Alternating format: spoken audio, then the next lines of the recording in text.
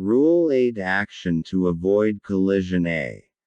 Any action taken to avoid collision shall be taken in accordance with the rules of this part and shall, if the circumstances of the case admit, be positive, made in ample time and with due regard to the observance of good seamanship.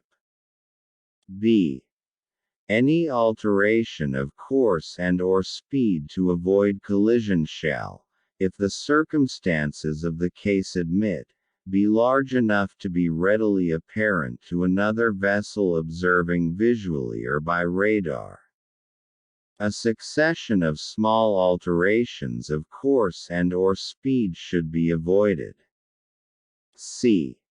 If there is sufficient sea room, alteration of course alone may be the most effective action to avoid a close quarters situation provided that it is made in good time, is substantial and does not result in another close quarters situation.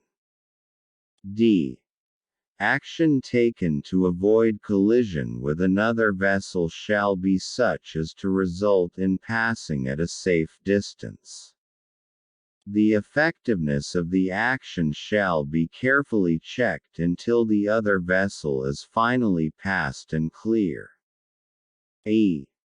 If necessary to avoid collision or allow more time to assess the situation, a vessel shall slacken her speed or take all way off by stopping or reversing her means of propulsion. F.1. A vessel which, by any of these rules, is required not to impede the passage or safe passage of another vessel shall, when required by the circumstances of the case, take early action to allow sufficient sea room for the safe passage of the other vessel. 2. A vessel required not to impede the passage or safe passage of another vessel is not relieved of this obligation if approaching the other vessel so as to involve risk of collision and shall, when taking action, have full regard to the action which may be required by the rules of this part. 3.